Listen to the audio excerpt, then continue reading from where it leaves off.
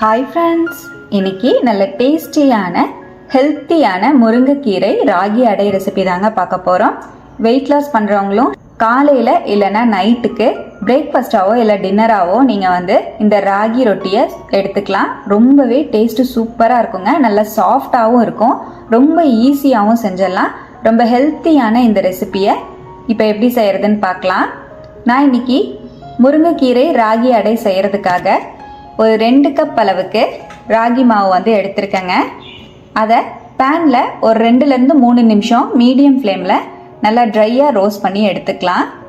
லைட்டாக வாசம் வரும்போது நம்ம வெளியே எடுத்துக்கலாங்க. பேனில் ஒரு 2 கப் அளவுக்கு ராகி மாவை சேர்த்துக்கிட்டேன். நான் யூஸ் பண்ணியிருக்கிறது கடையில் வாங்கின இன்ஸ்டன்ட் ராகி மாவு தான். நீங்கள் வீட்லேயே அரைச்ச ராகி மாவாக இருந்தாலும் 1 நிமிஷம் போல் பேனில் இந்த மாதிரி வறுத்துட்டு ராகி ரொட்டி செய்யும்போது ரொம்ப சாஃப்டாகவும் டேஸ்டாகவும் இருக்கும். ராகி மாவை பேனில் சேர்த்துட்டு ஒரு 2லேருந்து 3 நிமிஷத்துக்கு அப்படியே வறுத்துக்கலாம். ராகி மாவை கையில் எடுத்து பார்க்கும்போது லைட்டாக சூடு ஏறி இருக்கணும். அந்த மாதிரி வறுத்து எடுத்துக்கோங்க. இப்போ மாவை ஒரு 3 நிமிஷத்துக்கு நல்லா ட்ரையாக ரோஸ்ட் பண்ணிக்கிட்டேன். இப்போ இதை இந்த மிக்சிங் பவுலில் சேர்த்துக்கிறேன். இப்போ அதே பேனில் 1 டீஸ்பூன் அளவுக்கு ஆயில் சேர்த்துக்கலாங்க. 1 டீஸ்பூன் கடுகு, 1 டீஸ்பூன் ஜீரகம் சேர்த்துக்கலாம். கடுகு ஜீரகம் நல்லா பொரிஞ்சதுக்கப்புறமா ஒரு பெரிய வெங்காயத்தை பொடியாக கட் பண்ணிவிட்டு சேர்த்துக்கலாம். ஒரு பச்சை மிளகாயை பொடியாக கட் பண்ணிவிட்டு சேர்த்துக்கலாம். குழந்தைகளுக்கு கொடுக்குற மாதிரி இருந்தால் பச்சை மிளகாவை நீங்கள் அவாய்ட் பண்ணிக்கலாம். இதுக்கு பதிலாக நீங்கள் மிளகாத்தூள் சேர்த்துக்கலாம். இப்போ மிளகாய் சேர்த்து நல்லா வதக்கி விட்டுக்கலாங்க. வெங்காயம் லைட்டாக டிரான்ஸ்பரண்ட் ஆகிற மாதிரி வதக்கிக்கலாம். இப்போ வெங்காயத்தை நல்லா வதக்கிட்டேன். இதோடவே ஒரு கேரட்டை துருவி சேர்த்துக்கிறேன். 1 டீஸ்பூன் அளவுக்கு உப்பு சேர்த்துக்கலாம். இப்போ கேரட்டும் உப்பும் சேர்த்து நல்லா கலந்து விட்டுறேன். நம்ம துருவி சேர்த்துருக்கிறனால கேரட் சீக்கிரமாகவே வதங்கிரும். இப்போ கேரட் சேர்த்து 1 நிமிஷம் நல்லா வதக்கி விட்டுட்டேன். இதோடவே 1 கப் அளவுக்கு முருங்கைக்கீரையை கழுவி சுத்தம் பண்ணி வச்சுருக்கேன். இதை சேர்த்துக்கிறேன். முருங்கைக்கீரைக்கு பதிலாக நீங்கள் கொத்தமல்லி தழை கூட சேர்த்துக்கலாம். கீரை சேர்க்க விருப்பம் இல்லைன்னா நீங்கள் மல்லித்தழை கூட ஒரு 1/2 கை அளவுக்கு சேர்த்துக்கலாம். இப்போ கீரை சேர்த்து நல்லா வதக்கி விட்டுக்கிறேங்க.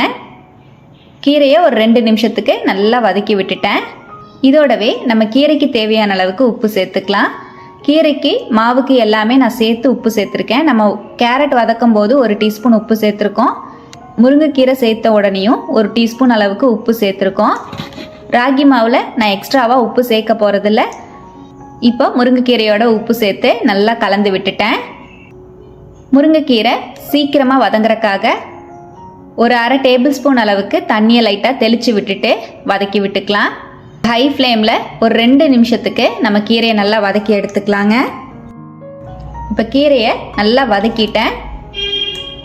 கீரை நல்லா வதங்கின உடனே நம்ம மாவோட சேர்த்துக்கலாம். இப்போ கீரை வெங்காயத்தெல்லாம் நல்லா வதக்கிட்டேன். வெளியே எடுத்துட்டு நம்ம வறுத்து வச்சிருக்கிற ராகி மாவோட சேர்த்துக்கிறேன். மாவோட சேர்த்து நல்லா ஃபுல்லாக கலந்து விட்டுறலாம். நம்ம உப்பு வெங்காயம் கீரை வதக்கும் போதே சேர்த்துருக்கோம். அதனால் நான் எக்ஸ்ட்ராவாக ராகி மாவில் சேர்க்கல. சப்போஸ் நீங்கள் கம்மியாக தான் உப்பு ஆட் பண்ணுறீங்கன்னா நீங்கள் மாவோட கொஞ்சமாக உப்பு கலந்துக்கோங்க. இப்போ வதக்கின வெங்காயம் கீரை எல்லாத்தையும் சேர்த்து நல்லா கலந்து விட்டுட்டேன். இதோடவே நல்லா கொதிக்க தண்ணி சூடுபடுத்தியிருக்கேங்க. தண்ணி சேர்த்து நல்லா கலந்து விட்டுக்கலாம். கொஞ்சமாக தண்ணி சேர்த்து நல்லா கலந்து விட்டுட்டு நல்லா கொஞ்சமாக கொதிக்கிற தண்ணியை நம்ம சேர்த்து மாவு சப்பாத்தி மாவை விட நல்லா சாஃப்டான மாவாக கலந்து எடுத்துக்கலாங்க. பச்சை தண்ணி சேர்க்காம நல்லா சுடு தண்ணி சேர்க்கறனால ரொம்ப நேரத்துக்கு ரொட்டி நல்லா சாஃப்டாகவும் டேஸ்டாகவும் இருக்கும். இப்போ நான் கொதிக்கிற தண்ணியை கொஞ்சமாக சேர்த்து நல்லா கலந்து விட்டுக்கிறேன். கை வச்சு கலக்க முடியாது, ஏன்னா சூடாக இருக்கும். அதனால் அந்த கரண்டிலேயே நல்லா மிக்ஸ் பண்ணி விட்டுக்கலாம். இப்போ தண்ணி சேர்த்து இந்த மாதிரி நல்லா கலந்து விட்டுட்டேன். நல்லா கலந்து விட்டுட்டு இந்தளவு கன்சிஸ்டன்சியில் இருக்கிற மாதிரி மாவை பிசைஞ்சு எடுத்துக்கோங்க. நம்ம சப்பாத்தி மாவை சாஃப்டாக பிசைவோம். அதை விடவே நல்லா சாஃப்டாக இருக்கிற மாதிரி தண்ணி சேர்த்து மாவை பிசைஞ்சிட்டு ஒரு 10 நிமிஷத்துக்கு அப்படியே ரெஸ்ட் விட்டுருவோம். மாவு நல்லா சூடாக இருக்கும். ஒரு 10 நிமிஷம் கழித்து நம்ம உருட்டி எடுத்துக்கலாம். இப்போ ஒரு 10 நிமிஷம் வரைக்கும் மாவு அப்படியே ரெஸ்ட் விட்டுருந்தேங்க. இப்போ நம்ம ரொட்டி ரெடி பண்ணிக்கலாம். கையில் நல்லா ஆயில் தேய்ச்சிட்டு ஒரு கை அளவுக்கு மாவை வந்து எடுத்துக்கலாங்க. இப்போ இந்த மாதிரி மாவை எடுத்துட்டு நான் இன்னைக்கு பட்டர் ஷீட் யூஸ் பண்ணி ரொட்டி வந்து தட்டிக்க போகிறேன். நீங்கள் வாழை இலை இருந்தாலும் யூஸ் பண்ணிக்கலாம், இல்லைன்னா பிளாஸ்டிக் கவரில் கூட தட்டிட்டு நீங்கள் கையில் எடுத்து தோசை தவாவில் போட்டுக்கலாம். இப்போ நான் பட்டர் ஷீட்டில் இந்த மாதிரி ரொட்டியை நல்லா தட்டிக்கிறேன். இப்போ நான் பண்ணுற மாதிரியே பண்ணிக்கோங்க. நல்லா கையில் வந்து ஆயில் நல்லா அப்ளை பண்ணிக்கோங்க, அப்போ ஈஸியாக இருக்கும் உங்களுக்கு ஸ்ப்ரெட் பண்ணுறக்கு. இப்போ நம்ம ராகி ரொட்டியை நல்லா இந்த மாதிரி ஃபுல்லாக தட்டி விட்டுட்டேன். ராகி ரொட்டியை நல்லா இந்த மாதிரி ஃபுல்லாக திரட்டிட்டேன். இப்போ இந்த மாதிரி திரட்டிட்டு அழகாக நீங்கள் எடுத்தீங்கன்னா இந்த மாதிரி நம்ம ராகி ரொட்டி ஈஸியாகவே வரும். இந்த மாதிரி திக்னஸில் இருக்கிற மாதிரி ரெடி பண்ணிக்கோங்க. இன்னொரு ரொட்டியும் அதே போலவே செஞ்சு காமிக்கிறேன். நல்லா கையளவுக்கு மாவை எடுத்துட்டு கையில் நல்லா எண்ணெய் தடவி நல்லா இந்த மாதிரி விரல் வச்சு நல்லா தேய்ச்சி விட்டுக்கோங்க. விரல் வச்சு நல்லா திரட்டி விட்டுக்கோங்க. இப்போ நல்லா இந்த மாதிரி திரட்டி விட்டுக்கிறேன். கையில் ஒட்டுற மாதிரி இருந்தால் லைட்டாக ஆயில் தொட்டு நீங்கள் வந்து திரட்டி விட்டுக்கோங்க. இப்போ நல்லா இந்த மாதிரி திரட்டி விட்டுட்டேன். இப்போ நம்ம ராகி ரொட்டியை போட்டு சுட்டு எடுத்துக்கலாங்க. தோசை தவா ஹீட் பண்ணியிருக்கேன். நம்ம ரெடி பண்ணி வச்சுருக்கிற ராகி ரொட்டியை சேர்த்துக்கலாம்.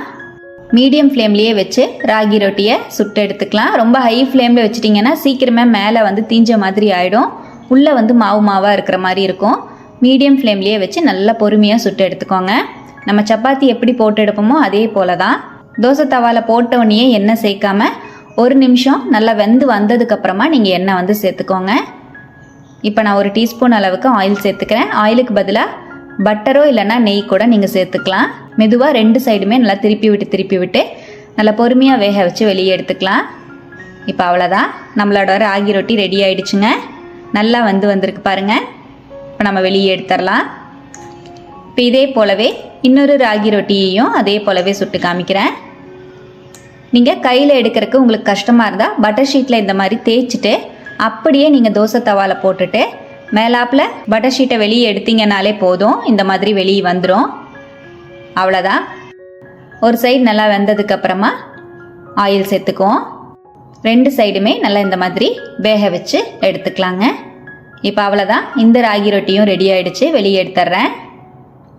நல்லா சூப்பராக சாஃப்டான டேஸ்டான ராகி அடை சூப்பராக ரெடி ஆகிடுச்சு. நம்ம ராகி அடையோட தேங்காய் சட்னி தக்காளி சட்னி வச்சு சாப்பிட ரொம்பவே டேஸ்ட்டாக இருக்கும்.